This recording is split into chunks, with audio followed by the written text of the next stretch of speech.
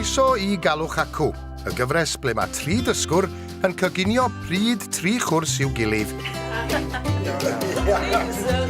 ac I minnau.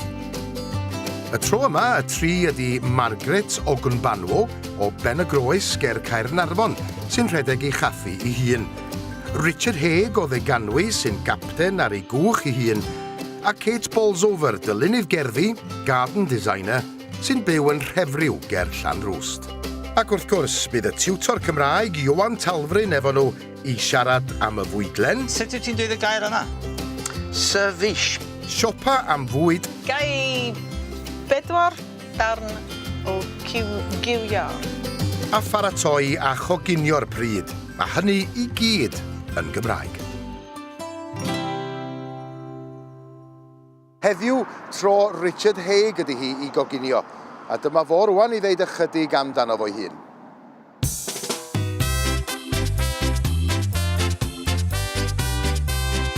Richard Haig dwi, a croeso a fynco Celtic Star. Dwi'n dod ymreiddiol o Lloegr, o Birmingham yn ymreiddiol. Hyn y bryd dwi'n byw yn Deganwy yn Gogledd Cymru. Mae gen I fy busnes dy hun. Dwi'n redeg teithiau ar y môr ar fan hwch. Dwi'n mynhau chwilio llawr. Ar ôl dwi'n meddwl 10 mlynedd o dysgu chwilio. Fy nraig a fi wedi penderfynu werth fy'n tŷ, brynu cwc mawr, cymryd y plant I allan o ysgol a mynd ar taith mawr o gwmpas Mediterranean a gwmpas Atlantic.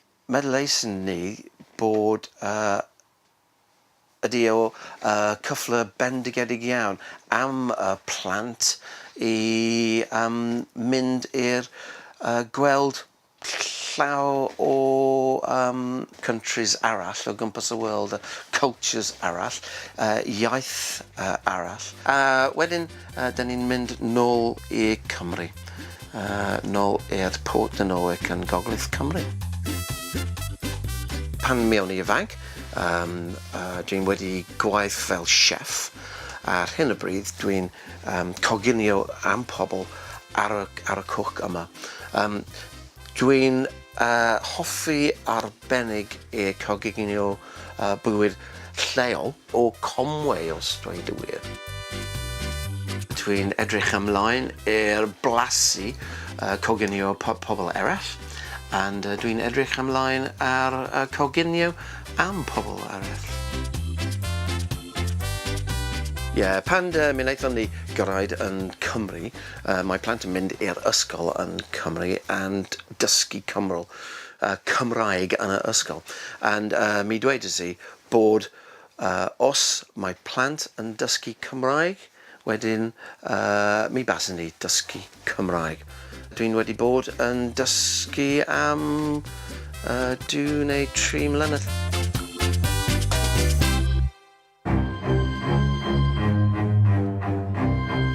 A just pan oeddech chi'n meddwl I bod hi'n saff mentro i'r dŵr, dyma Ioan Talfryn I edrych ar y fwydlen. Reit, Richard, neis dy weld ti. Yn fan hyn, mae'r fwydlen. Barod? Barod. So ti'n gwybod beth sydd yna? Wel, dwi ddim, gwni o adron te, felly, iawn.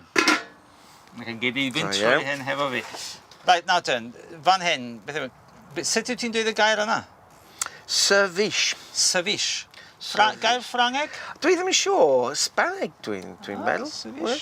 Dwi ddim yn siŵr. Sefyll o gregyn bylchog, sef scallops, a'r salad o bupur melys wedi'i rhostio gyda sensir balsamaidd. So nice. Ond dwi, wrth gwrs, yn cael sefyll o tofu. O tofu? Felly, yr un saws ond efo tofu. Felly, dyna'r cwrs cyntaf. Wedyn, y prif gwrs, Hyrfyn o Gonwy wedi I bobi hyrfyn mullet. Wel, yn Conway, dyn ni'n lycus iawn achos mae pysgota bendigedig yn byw yn y afon yma. Wedi weini gyda ffa gwyrdd a saws blodau ysgaw. Elderflowers, blodau ysgaw. Dros mlynedd, eleni, dwi'n wedi, experimenting. Be di experimenting yn Cymraeg? Arbrofi. Dwi'n wedi arbrofi Ie. efo blasau newydd, y blasau ysgaw. Right, gyda ysgellog, sef chicory, a ffatus mintis. Right, a wedyn, y pwdin. Y pwdin. Pwysig iawn? Y pwdin. Mae Os pwdin gen yn ti pwysig iawn. Ddant melys? Gen ti ddant melys? Wyt ti'n licio pethau melys? Pethau melys? Wel, y pwdin yma, ddim yn rhy melys. O, reit iawn, felly. Yn mwy, un gair arall, refreshing. Wel, mwy ffres. Mwy Ffresach. Mwy Ffresach. ffresach. Neu, yn ffresach neu yn fwy ffres. Ti'n gallu defnyddio un o'r ddau. Yn fwy ffres neu yn ffresach. Wel, dwi'n meddwl mae pwdin yma yn ffresach. Right, okay. Felly, gellig, pears, mewn sydd, unwaith eto, blodau ysgaw.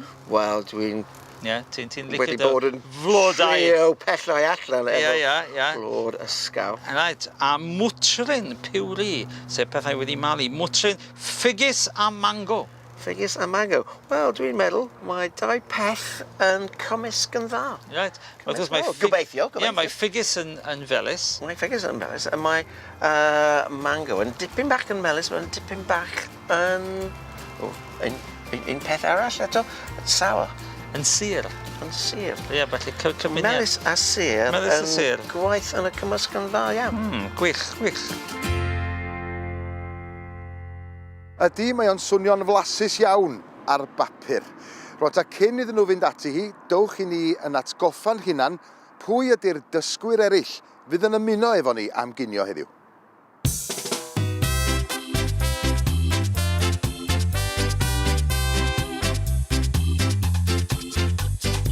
Helo, Gareth Acw.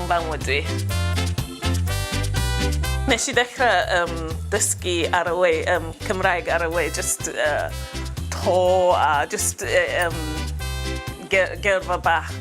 Ond ar ôl symud, nes I dechrau dysbath Cymraeg yn Ancla, yn Talfryn.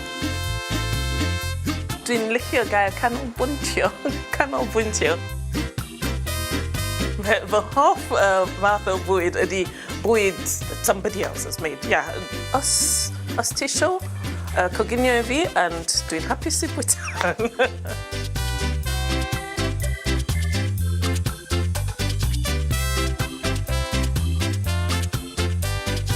Kate dwi'n byw yn Talfryn ers 2 flynedd efo fy ngwri.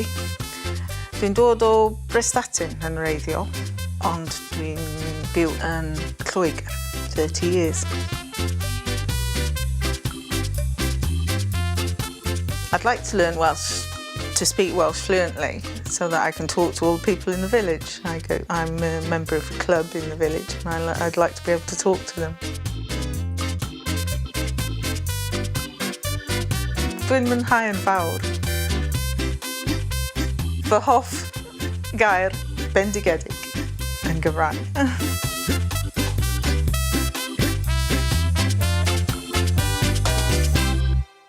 Wel, cyn bo hir, mi fydd Ioan a Richard yn mynd I siopa I brynu'r cynhwysion ac I ddysgu chydig bach mwy o Gymraeg wrth wneud hynny. Felly dowch yn ôl ar ôl yr egwyl I weld sut aeth hi.